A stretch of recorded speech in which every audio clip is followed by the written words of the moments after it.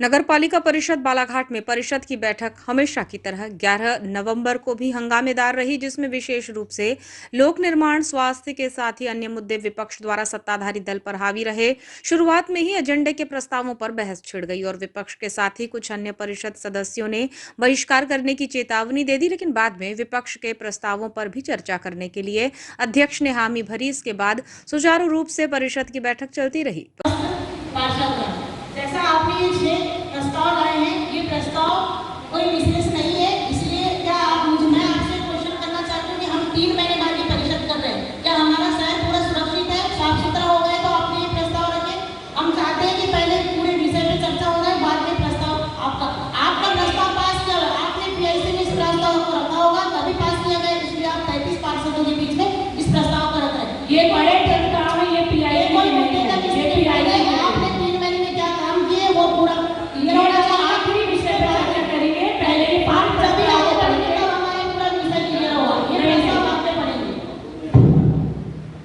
परिषद के समक्ष लाए गए 6 प्रस्तावों में प्रमुख रूप से स्वदेशी मेला आयोजन की व्यवस्थाओं का नगरपालिका द्वारा संचालन किया जाना, हॉकी प्रतियोगिता के लिए अनुदान राशि आवंटन, गीता भवन निर्माण के लिए भूमि चिन्हांकन के साथ ही नगर के प्रत्येक मकानों में QR कोड लगाए जाने, इन प्रस्तावों पर चर्चा हुई, जिसमें विपक्ष के साथ ही सत्ताधारी दल के सदस्यों ने भी जवाब मांगे और बारी बारी से विभागीय अधिकारियों ने वस्तुस्थिति बताई और नगरपालिका अध्यक्ष ने अपना जवाब प्रस्तुत किया।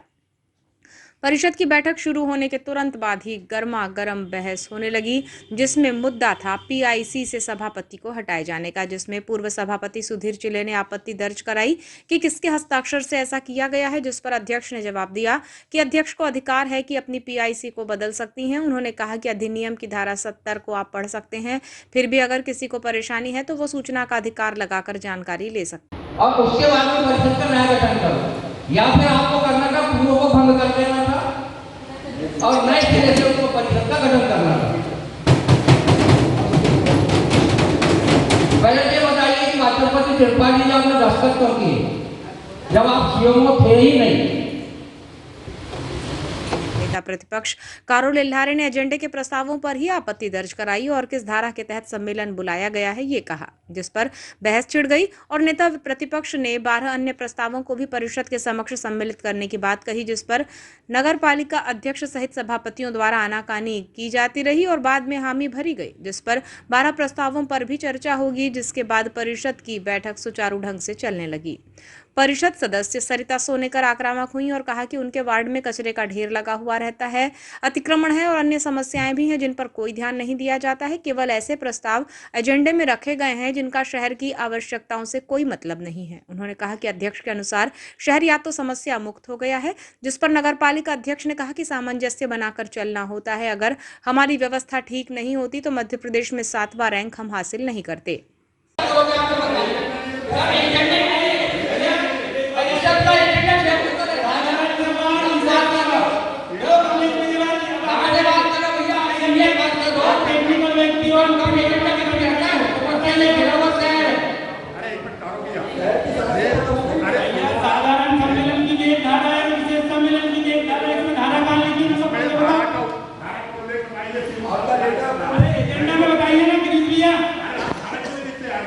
क्यों नहीं लिखे जा रहा?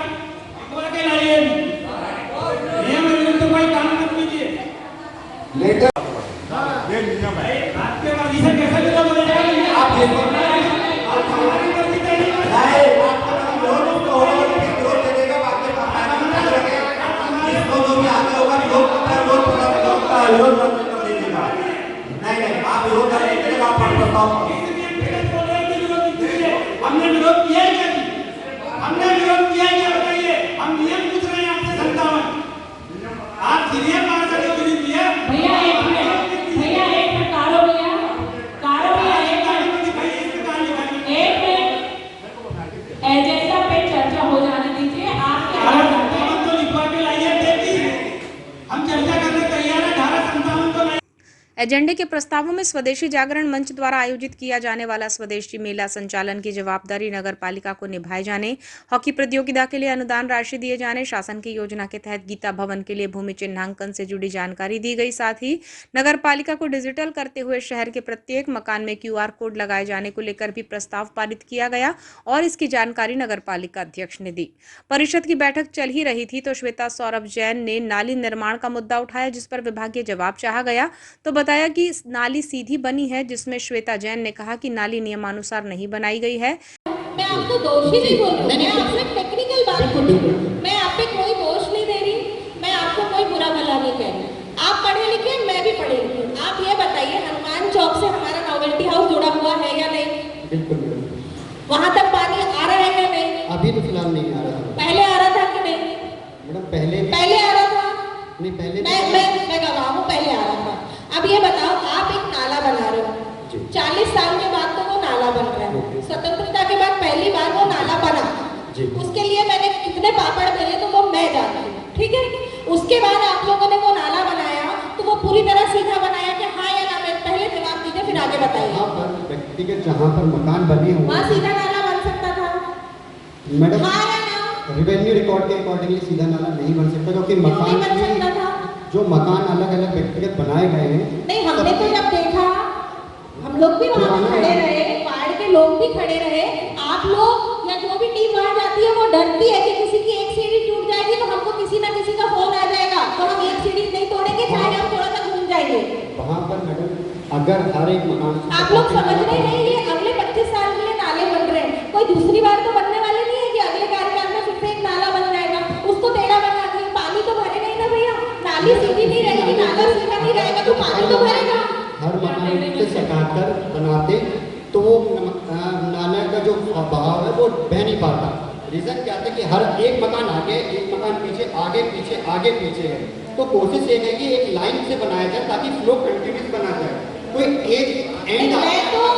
मैं जितना पढ़ी लिखी हूँ उसके हिसाब से मेरे को एक बात तो समझ में आती है कि वहाँ पे गड़बड़ी टेक्निकल तो हुई है। इसके बाद नेता प्रतिपक्ष के साथ ही परिषद सदस्य राजहरीन खेड़े, आमरा शेख, सरिता सोनेकर, इन्होंने सफाई व्यवस्था को लेकर सवाल दागे, जिसमें उनके द्वारा कहा गया कि शहर में जहां तहां कचरा फैला रहता है, सुपरवाइजर और संबंधित सही तरीके से जवाब नहीं देते हैं। इस पर नगर पालिका अध्यक्ष भी स्वच्छता कार्य में बरती जाने वाली लापरवाही से खासी नाराज नजर आई और सीएमओ को निर्देशित किया कि ऐसी गलती करने वालों के 3-3 दिन के वेतन में कटौती की जाए, तभी ये सुधरेंगे। साथ ही निर्देशित किया कि शहर के वार्डों में जिस किसी भी पार्षद द्वारा उनसे स्वच्छता को लेकर कार्य करने को कहा जाए तो ये कार्य आवश्यक रूप से होने चाहिए। भैया जैसे सदस्य हम हैं वैसे सदस्य आप हो, एक सदस्य की बात को आप काट नहीं सकते। नहीं, लेकिन आपका तरीका गलत है बोलने का, जो आपने उनको बोला है कि आप चुप रहिए, कोई गलत तरीका नहीं, कोई गलत तरीका नहीं, कोई शब्द नहीं बोला उनको, लेकिन वो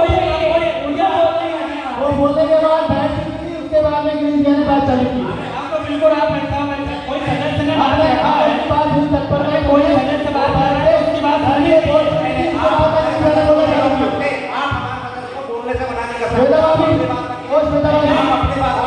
आप बैठ चुकी थी, उसके बाद में गिरी जाने बोलना चाहती हूँ, आपकी कोई जवाब नहीं है। जवाब देने का अधिकार आपको भी नहीं होता, चलो नगर पालिका नहीं पढ़ लेते हैं,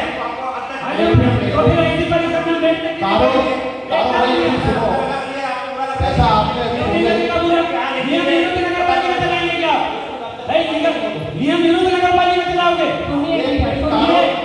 नियम विरुद्ध ऐसा करने नहीं देंगे हम।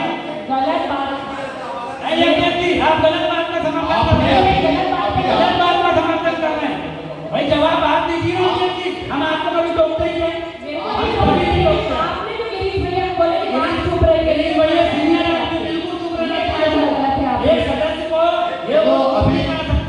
तुम नहीं बोले कि हर सदस्य से अपनी बात करने का अधिकार है। आप अवंती बाई चौक से जाकर देखो कि सारी बसें वहाँ खड़ी रहती है, जहाँ तक कि सभी भैया का होटल है उनके सामने कितनी सारी बसें खड़ी रहती है। और इससे पहले भी हमने ये सारी चर्चा बस के बारे में आपसे किए हैं, तो क्या आप लोग वार्ड नंबर 11-12 में ध्यान नहीं दे रहे? क्या मैं भारतीय जनता पार्टी की भाषण नहीं हूँ क्या? आप जिस कुर्सी में बैठे वहाँ मेरा भी एक बहुमत वोट आपको बैठाना है, तो मैं बार-बार आपसे यही रिक्वेस्ट करती हूँ कि आपने मेरे वार्ड में इतने सारे भाई, अभी जैसे सभी भैया ने कहा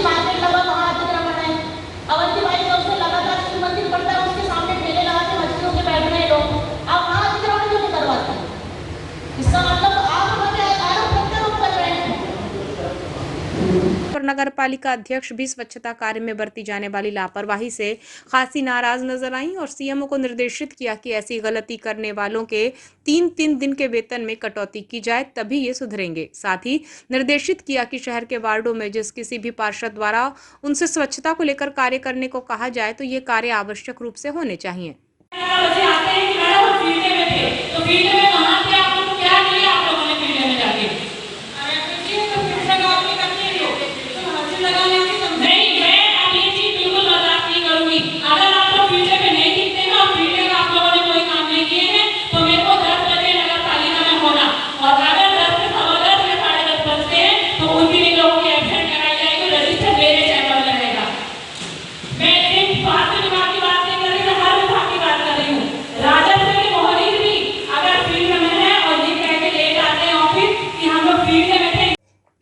उन्होंने बताया कि 16 नए वाहन आने वाले थे, जिसमें से 10 आ चुके हैं और 6 आना शेष हैं। एक समय वाहन खरीदी के मुद्दे पर बहस छिड़ गई, जिसमें नियोजन शाखा प्रभारी प्रीति घरते से सवाल किया जाने लगा। खरीदी को लेकर पार्षद सुधीर चिले, नेता प्रतिपक्ष कारुल इल्हारे और श्वेता जैन की ओर से जवाब मांगा गया। सुधीर चिले तो यहां तक कह चुके थे कि कटंगी नगर परिषद में हमसे बेहतर वाहन लाए गए हैं। इसी प्रकार जल प्रदाय के मुद्दे पर भी बहस हुई तो पार्षद चिले द्वारा अपने साथ लाई गई गंदे पानी की बोतल दिखाई गई और बताया गया कि संबंधित वार्ड के लोगों ने ये बोतल दी है जिनके घरों में दूषित जल आ रहा है। हमारे बीच में अगर आपने जो वो करवा रहे हो, आपने गाड़ी की कैपेसिटी कम लिखे, अब क्या तराजू लेके गाड़ियों में चलेंगे क्या? 800 किलो है, हाँ 800 kg है। और अध्यक्ष जी बात लगता है कि हम विरोध करते हैं, चलो हम ये भी मान लेते हैं हम विरोध करते हैं, परंतु हम गलत विरोध नहीं करते, हम जनता हित का बात कर रहे हैं। आपकी गाड़ी से रख लीजिए आप, मैं तो गाड़ी वाले की कसम करके आके कि बोलूंगा नहीं, पर बोलना पड़ रहा है। अब वो 4 गाड़ियों को 6 गाड़ियों को खड़ी करके देख लीजिए, उसकी हाइट कम है, सबसे मुझे बताइए अगर हाइट कम है कि नहीं है, बताओ। साइज भी कम है, हाँ, और वो 4 गाड़ियों की हाइट कम है कि नहीं है? हाँ तो वही तो मैं बोल रहा हूँ, टेंडर ही गलत लगाया गया है और हम विरोध करते हैं प्रीति मैडम को, तो आप सपोर्ट करते हैं अध्यक्ष। हमने इसलिए प्रीति मैडम को नोडल अधिकारी पद से हटवाने की जिद किया था और आपने कई जगह बता दिया कि दूसरे विभागों में हस्तक्षेप करते हैं। हमारा 42 साल का रिश्ता खत्म करवा दिया आप लोगों ने। हमारा आशा ये था कि जब हम तो टेक्निकल पहले क्यों नहीं साउंड होते हैं, हम अपना कल हम बैठने तैयार है कि किसी को भिजाएंगे। इसी योजना के अंतर्गत में कटंगी में भी गाड़ी खड़ी हुई, आप कटंगी की गाड़ी खड़ी कर लीजिए यहाँ पे 7 दिन के लिए और अपने यहाँ से खरीदी हुई गाड़ियों को खड़ी कर लीजिए। और जो आप बोल रहे हो ना, इस परिषद में दिए थे गणमान्य नागरिक, और गणमान्य नागरिकों से उसको दिखवा दीजिए, दिखवाइए, क्या जांच भी मत करवाइए। ये आपने जैसे कराया था ना पॉलिटेक्निक कॉलेज के लोगों से, नहीं मामा, वो 1 मिनट मैं बोल ही रही थी वो जैसे आपने जांच करवाए थे वैसी जांच मत कराइए, जो गणमान्य नागरिकों को दिखा दीजिए।